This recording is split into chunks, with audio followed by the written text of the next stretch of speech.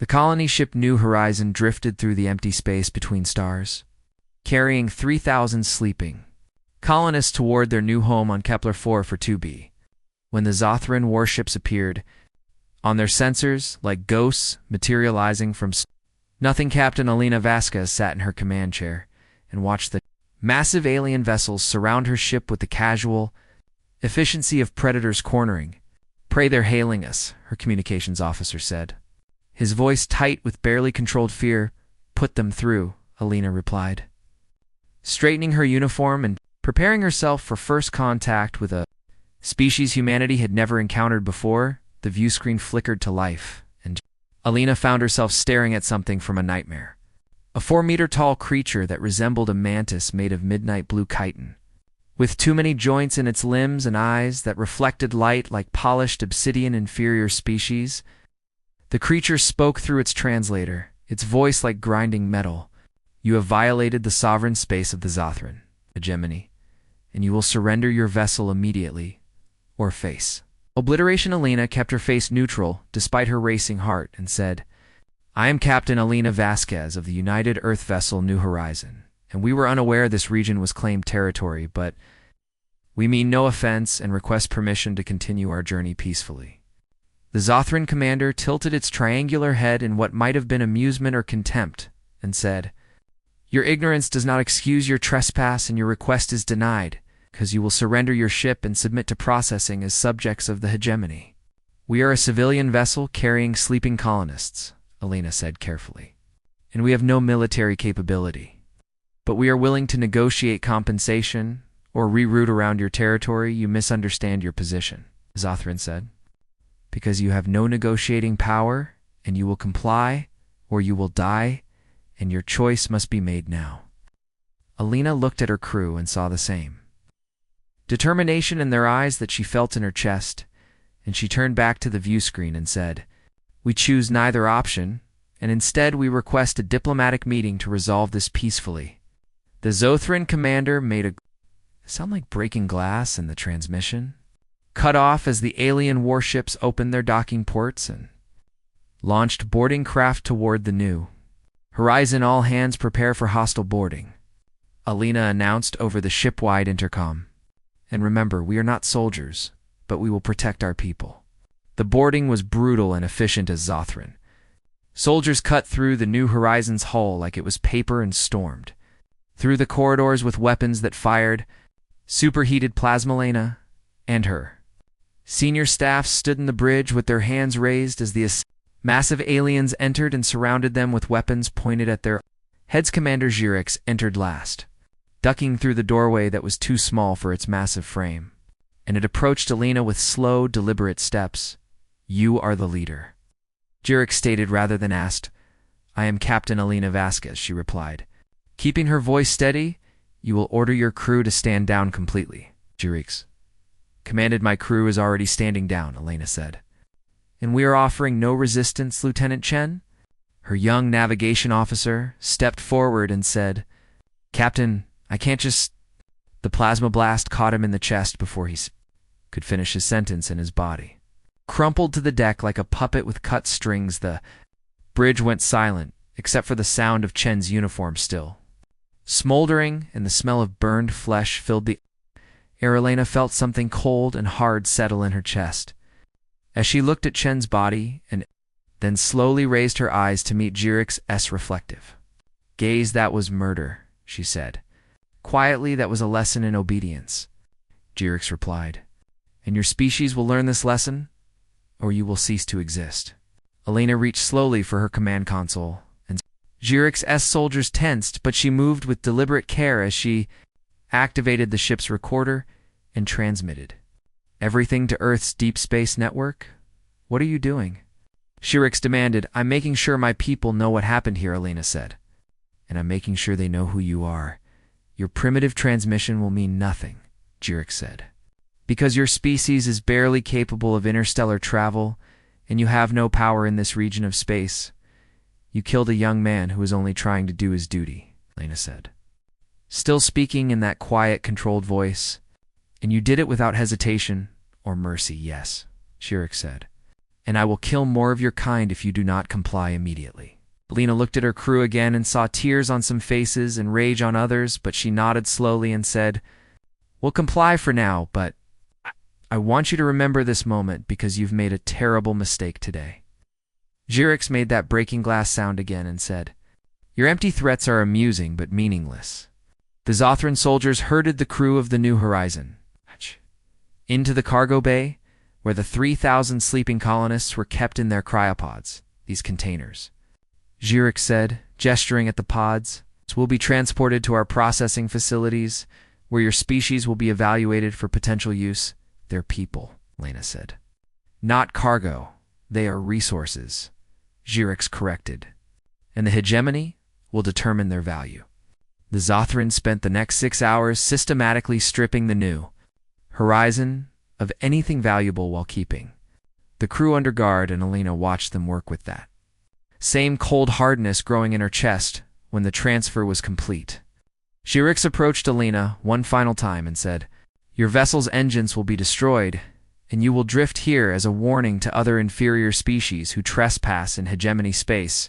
You're going to leave us here to die." Alina said, "Perhaps," Jyrix replied. "Or perhaps another vessel will find you eventually, but it does not matter to the hegemony." The Zothran soldiers withdrew to their boarding craft, and Alina heard the explosive charges detonating in the engine room as the aliens severed the New Horizon's main power systems.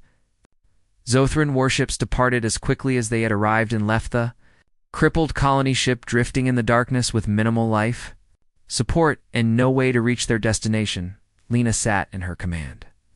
Charon looked at Chen's covered body and then at her surviving crew and said, "We need to extend our life support as long as possible because Earth received my transmission, and they will come, Captain." Her engineering officer said hesitantly, "Earth is 3 months away at best, and we have maybe 6 weeks of life support left, then we make it last," Alina said firmly. "Because humanity needs to know what happened here, and they need to know what the Zothran are capable of doing." She didn't say the other thought that burned in her mind like a cold fire, that the Zothran had just made the worst mistake any species could make because they had hurt humans and expected no consequences. Transmission reached Earth 47 days later, and the response would reshape the galaxy forever. The Zothran hegemony broadcast the incident across their empire with pride and satisfaction because they had demonstrated their power to another primitive species and reinforced their position as the dominant force in their region of Space High. Command gathered in their fortress world of Zythera, primed to watch the recordings of Jyrix executing the human officer and claiming the colony ship's resources. This will serve as an excellent example. Supreme Commander Krovik announced to the assembled military leadership, "And other lesser species will understand the price of trespassing in our territory.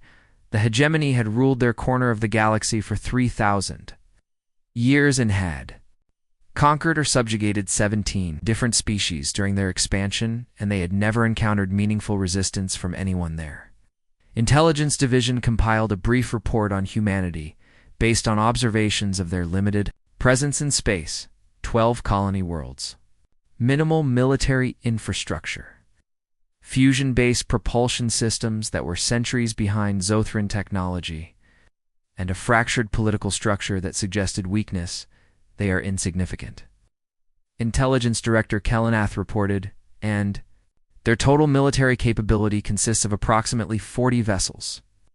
Designed for system defense and not interstellar warfare, should we expect retaliation? Kravik asked with amusement in his voice unlikely.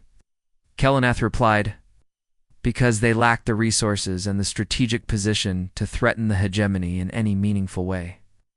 The hegemony continued with their normal operations and processed the human colonists as labor resources while waiting to see if humanity would respond at all. Meanwhile on Earth, the transmission from Captain Vasquez arrived and triggered the largest emergency session of the United Earth Council in human history. Recording played on screens across the planet, and billions of humans watched Lieutenant Chen die for the crime of speaking out of turn, and they watched the Zothran take 3,000 sleeping humans as property. The reaction was not what the Galaxy expected because humanity did not rage or threaten or posture for the cameras instead. The United Earth Council convened in absolute silence, and after 6 hours of deliberation, they issued a single statement. The Zothran hegemony has 6 standard months to surrender all surviving crew and colonists from the New Horizon and to present Commander Xerix and Supreme Commander Krivek for trial on charges of murder and kidnapping or face consequences. The statement contained no threats, and no ultimatums, and no military posturing, and it was delivered in the same calm, measured tone that Captain Vasquez had used when she told Xerix he had made a mistake. The Velkari Collective, a peaceful species of telepathic beings who had been observing humanity for decades, immediately sent urgent communications to the Zothran hegemony. You must comply with their demands. Velkari Ambassador Shiara pleaded during a diplomatic meeting. Because you do not understand what you have done, they are primitives. Krovik replied dismissively, and they have no capacity to threaten the hegemony. You are evaluating them based on their current military presence, Shiara said. But you are not understanding their psychological profile or their historical patterns, explain. Krovik demanded. Shira's telepathic field rippled with something that might have been fear or sadness, and she said, Humanity is the only species we have encountered that voluntarily restrains its own capacity for violence, and they have spent their entire history perfecting the art of killing each other. All species have conflicts. Kelanath interjected. Not like humans, Shiara insisted, because they have survived 6 mass extinction events on their planet, and they evolved as persistent hunters who would chase prey until it died of exhaustion, and they developed nuclear weapons within a century of achieving industrialization, and they used those weapons on themselves. The Zothran leadership exchanged glances that humans would have interpreted as skepticism. They used nuclear weapons on their own species. Shiara continued, and then they felt such horror at what they had done that they created international laws to prevent it from happening again, but those weapons still exist, and they have never forgotten how to use them. This is irrelevant, Krovik said. Because their current military is no threat to us. Their current military is what they maintain during peacetime, Shiara said urgently. But you have given them a reason to mobilize, and you do not understand what that means. The Zothran hegemony ignored the warning, and instead began fortifying their borders with humanity's limited space presence and position there. Fifth Fleet is a deterrent against any foolish retaliation on Earth.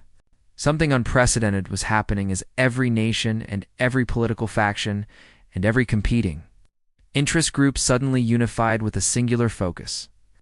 Industrial capacity that had been building colony ships and mining asteroids for resources shifted overnight into military production, and humanity began constructing vessels based on designs that had been theoretical until no engineers worked around the clock, and factories that had been producing consumer goods retooled for weapons.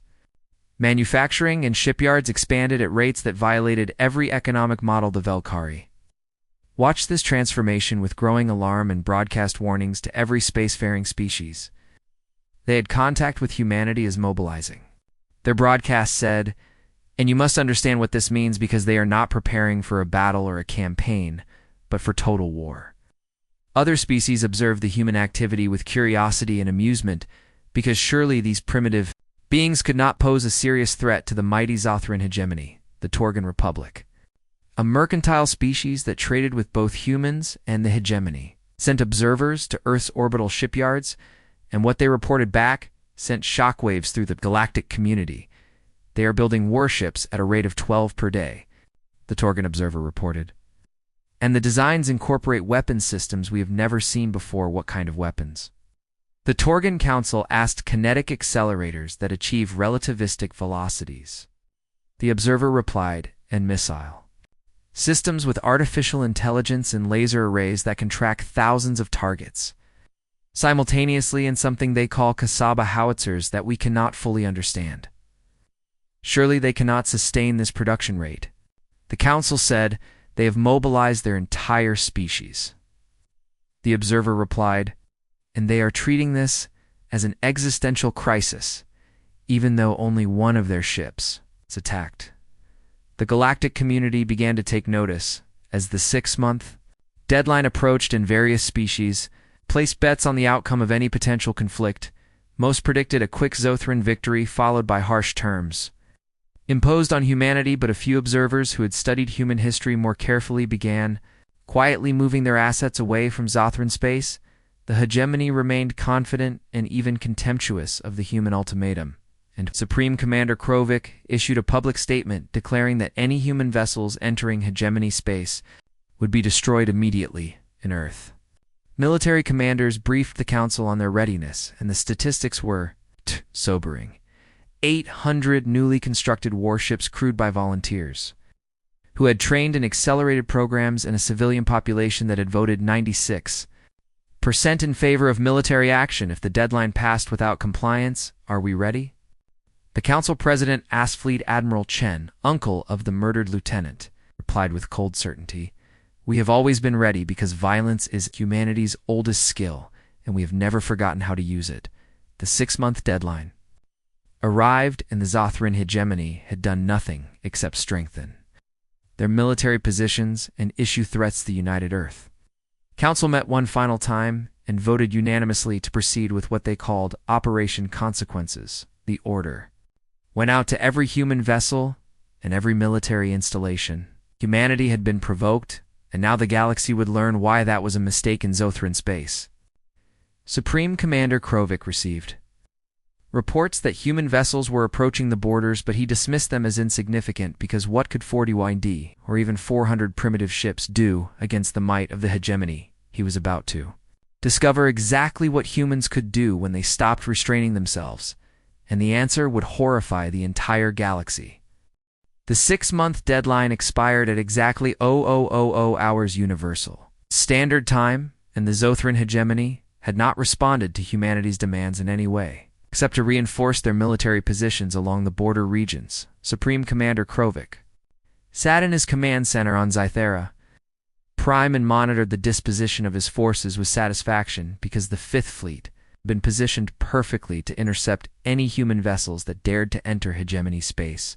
The first indication that something was wrong came when 40 different Zothran military installations simultaneously went offline in the span of 3 seconds.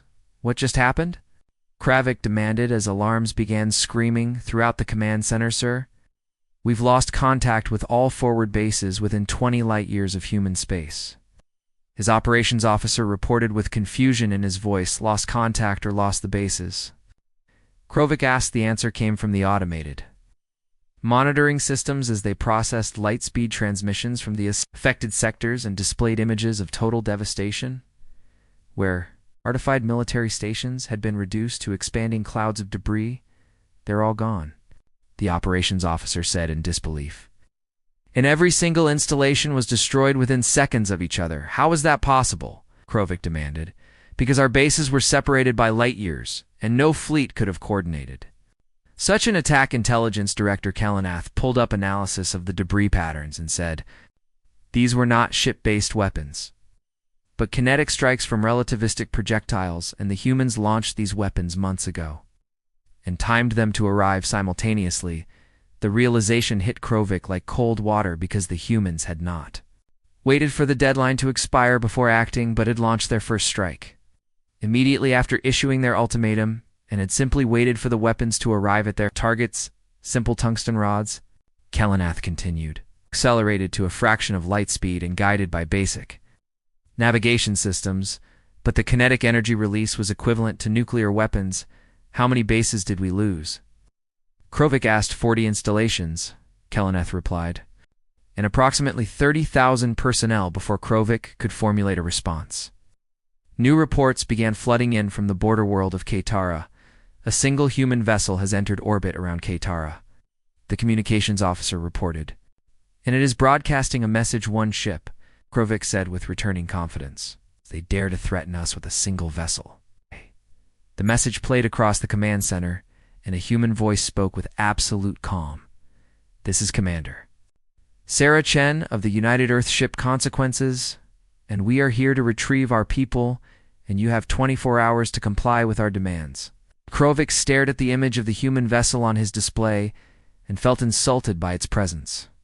Because the ship was enormous but ungainly, and appeared to be more of a weapons platform than a proper warship. "Send the Fifth Fleet to destroy that abomination," Provoked ordered. "And make sure the humans understand their mistake, Admiral." Dexter commanded the Fifth Fleet from his flagship and received the orders with grim satisfaction, because finally the hegemony would demonstrate proper military superiority. To these primitive mammals, 300 Zathrin warships broke orbit from their staging positions and formed up into standard battle formations as they accelerated toward Katara, and the lone human vessel, the human ship, is not maneuvering. Dexter's tactical officer reported. "And it appears to be maintaining a stable orbit. It has nowhere to run," Dexter replied. "And we will destroy it before it can retreat." The Fifth Fleet entered weapons range, and Dexter gave the order to open fire with the full might of 300 warships, concentrating their plasma cannons on a single target, though. Human vessels' shields absorbed the first volley, and then the second, and the Zothran fleet closed to optimal firing range. While maintaining their barrage, their shields are weakening. The tactical officer reported. Then the consequences opened fire, and everything Dexter understood about warfare ceased to make sense. Human ships' railguns fired solid projectiles at velocities that should have been impossible, and those projectiles punched through Zothran shields like they didn't exist and continued through the hulls of warships and out the other side. Ships died in the first salvo as tungsten penetrators turned their reactors into expanding fireballs. Consequences as missile batteries launched, swarms of weapons that moved with independent intelligence and adapted their attack patterns in real time, and the Zothran point defense systems could not track them. All another 50 ships died as nuclear tipped. Missiles found their targets and detonated with precisely calculated yields. The human ship's laser arrays fired with mechanical precision, and each beam burned through multiple targets before the focusing crystals needed to reset. Dexter watched his fleet disintegrate around him and realized with horror that they were not fighting a warship, but a weapons platform, designed with singular purpose to kill as many ships as possible before being destroyed. All ships break formation and scatter.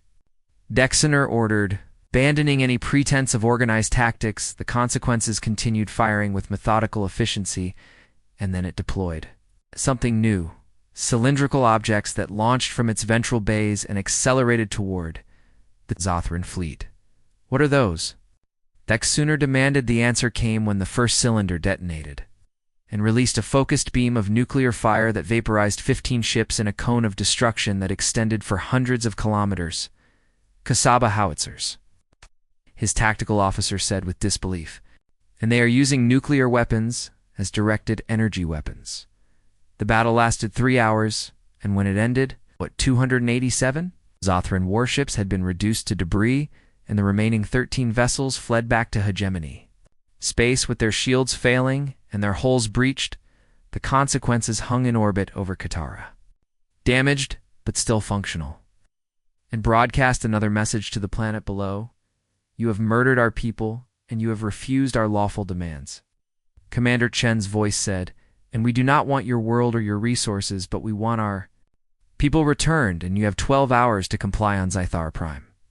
Supreme Commander Provoked watched the tactical displays with numb disbelief as the Fifth Fleet's transponders winked out one after another. "How many survived?"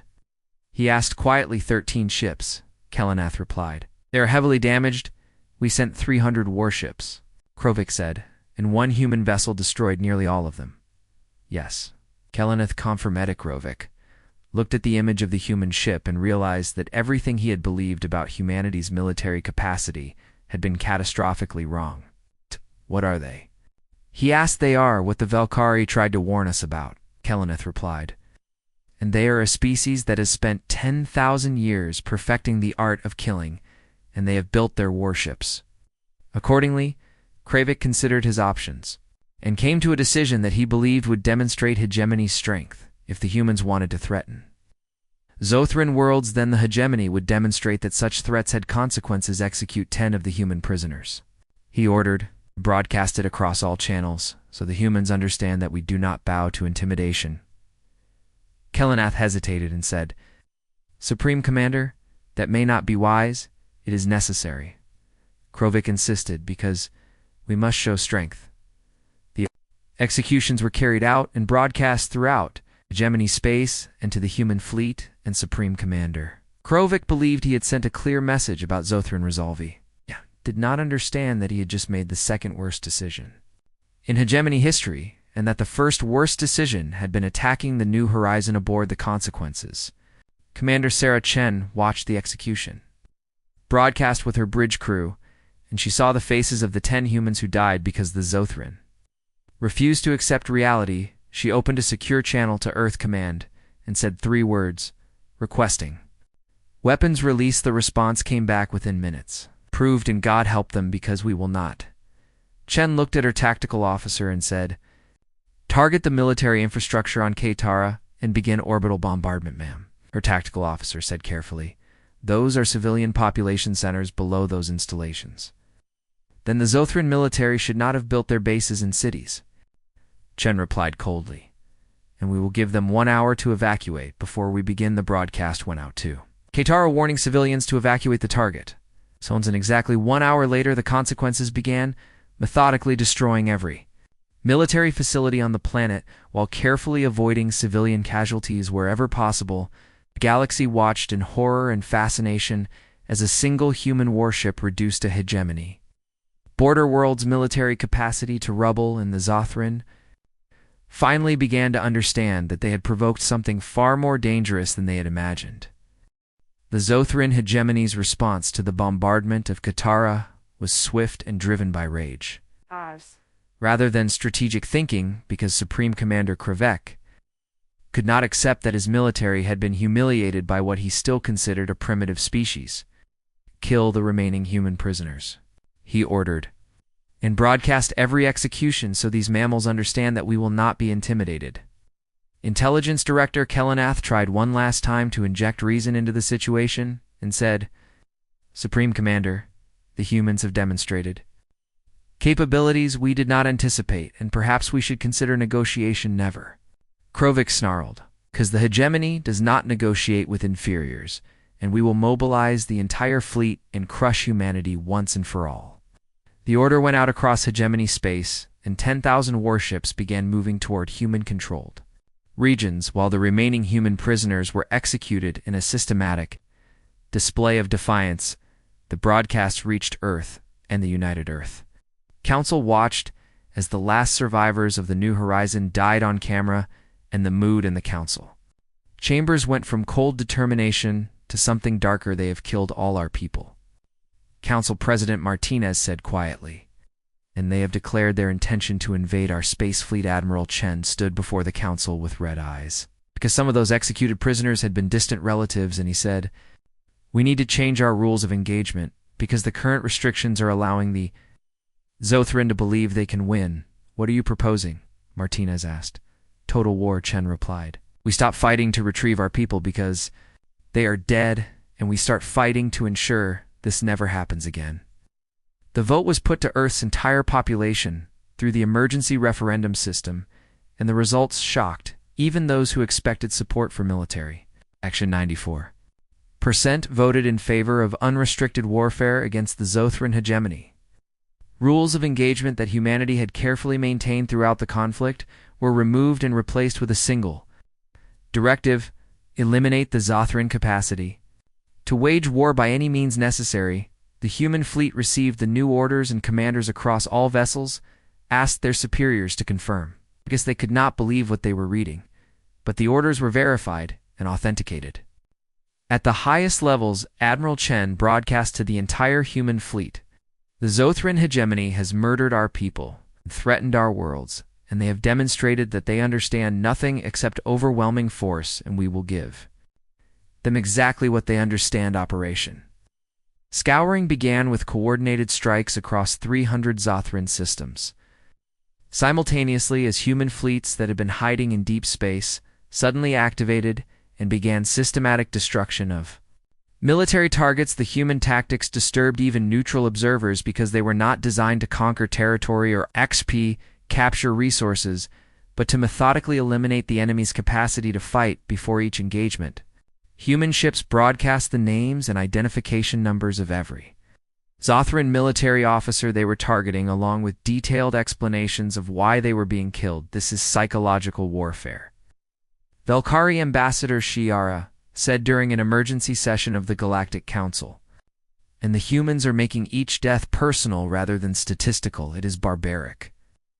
The Torgan representative said it is effective, Shiara replied, because Zothran commanders are now terrified of engaging human forces because they know they have been individually targeted. Human information warfare teams penetrated Zothran communication networks and began broadcasting the truth about their government's corruption and military incompetence directly to civilian populations.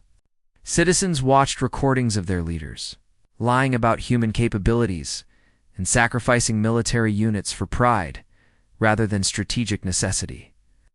Hegemony's internal stability began to crack as civilian populations questioned why they were being asked to fight a war their government had started through arrogance, but it was the arrival of the 4 vessels designated as horsemen that truly demonstrated humanity's capacity for destruction.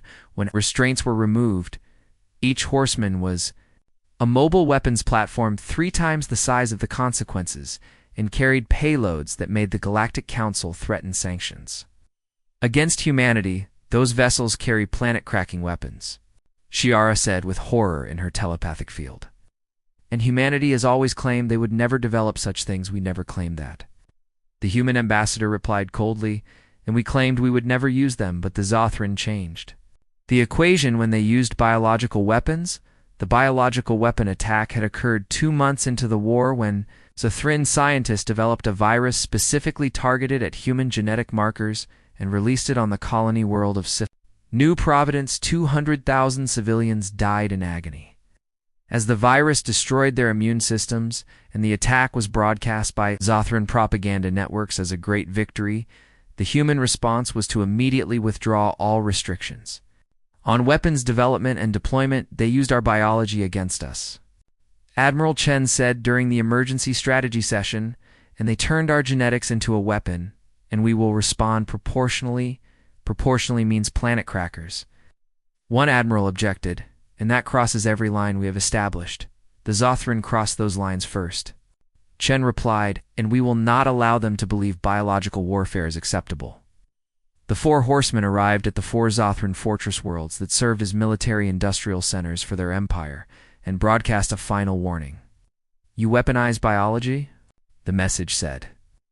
And you targeted civilians, and you believed we would not respond in kind. But you misunderstood.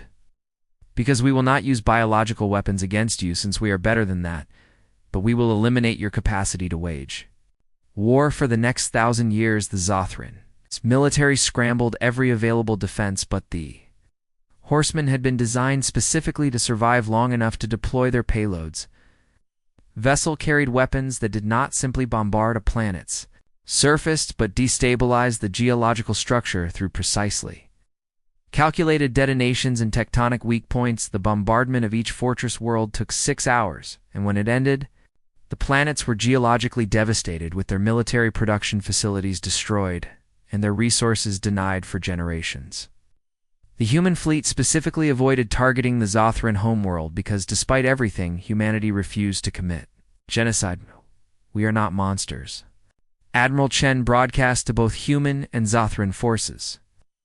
And we will not exterminate their species, but we will ensure they cannot threaten anyone for centuries.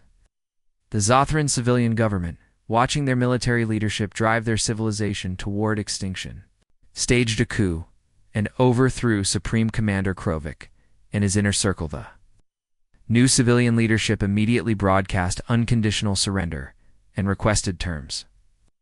The human demands were harsh but calculated: complete disarmament of all military forces, war crime trials for every officer involved in the murder of human prisoners, reparations to be paid over 50 years, an enforced peace monitored by neutral parties.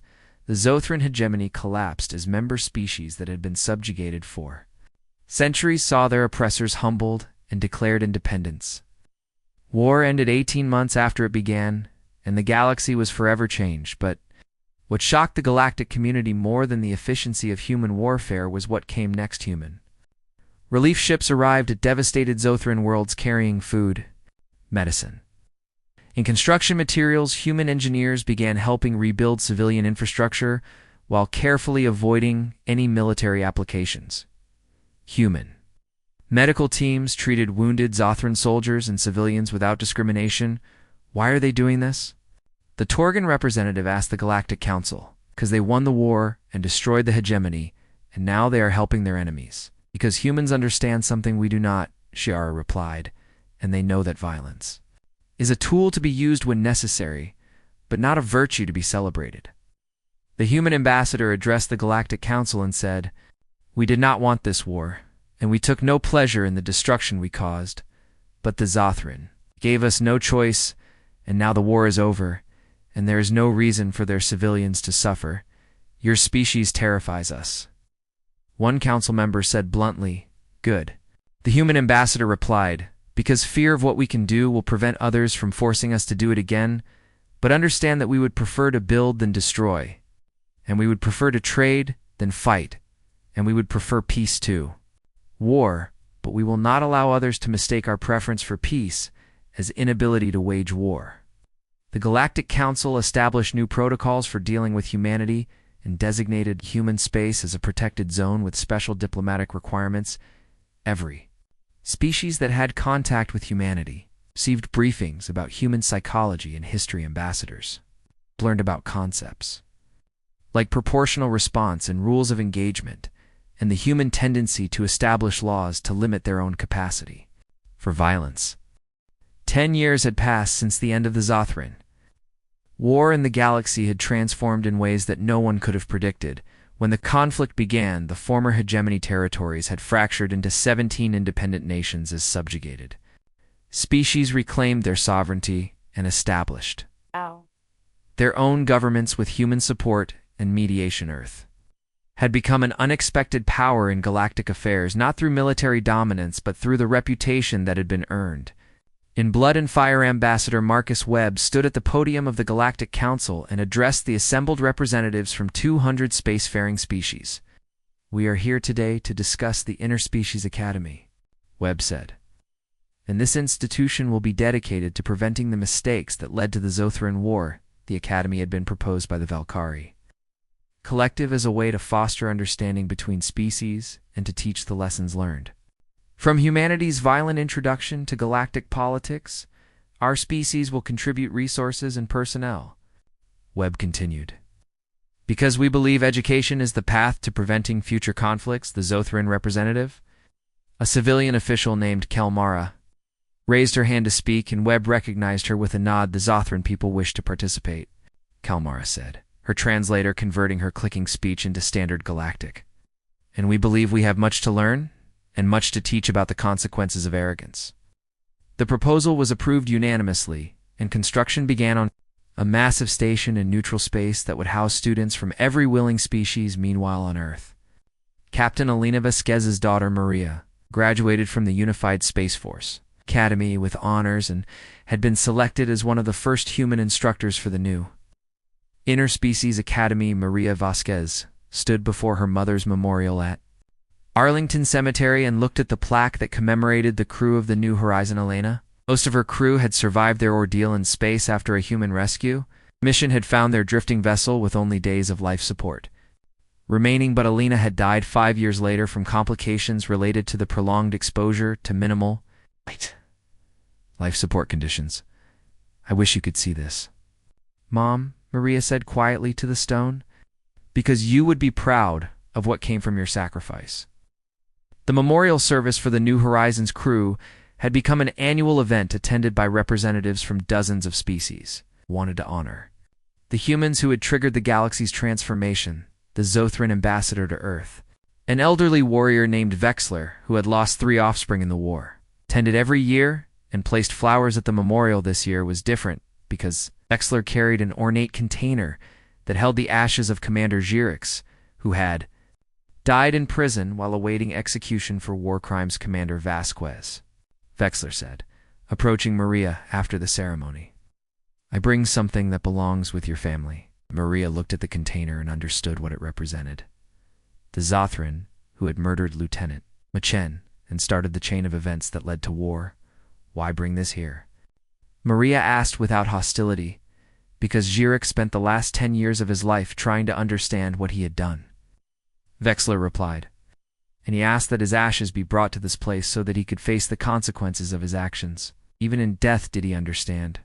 Maria asked he came to understand that he had viewed your species as inferior because of your limited space presence, Vexler said, and he failed to recognize that military capability is not the same as military capacity and that you were. Restraining yourselves rather than limited by inability, that's a sophisticated understanding. Maria said it came too late, Vexler replied. And it cost him everything he valued, including his honor and his life, but at least he achieved understanding before he died. Maria accepted the container and added it to the memorial because even former enemies deserved acknowledgement once they learned their lessons, the interspecies. Academy opened 6 months later with a student body of 3,000 representing 47 different species. Maria Vasquez taught a class on human military history and found herself explaining concepts that seemed obvious to humans but were revolutionary to other species. Your species has laws about warfare, a Torgan student said with confusion. And you establish rules about what weapons you can use and how you can fight. We call them the Geneva Conventions. Maria replied. And they were created after we saw what unlimited warfare did to ourselves, but if you were fighting an enemy, the Torgan student pressed.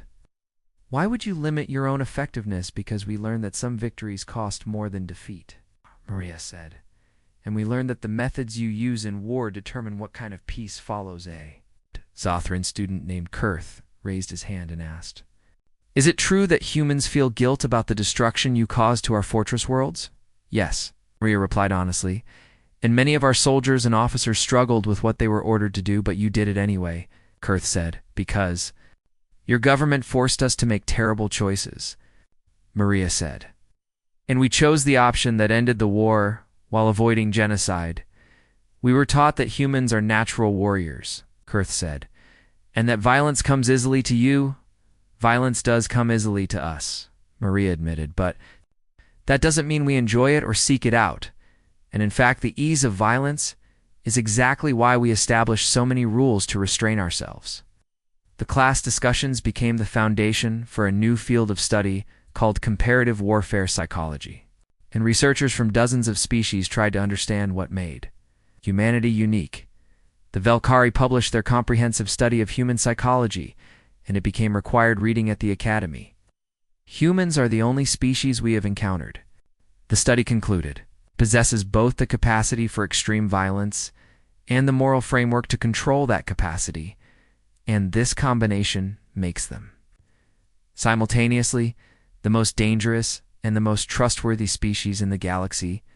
The reputation spread as more species encountered humans in diplomatic and commercial context. Trade agreements with human corporations came highly valued because humans had a reputation for honoring contracts even when it was disadvantageous to do so. Human mediators were requested for conflicts between other species because humanity's demonstrated capacity for both violence and restraint made their judgments credible. The Zothran rebuilt their civilization under the watchful oversight of human peacekeepers who enforced the disarmament terms while helping develop civilian infrastructure. Ambassador Vexler met regularly with human officials and in one conversation said something that captured the transformed relationship. We thought we were apex predators, Vexler said, and we had conquered 17 species and never faced meaningful resistance, and we believed our military superiority made us the dominant force in our region, and then you met us, Maria Vasquez said,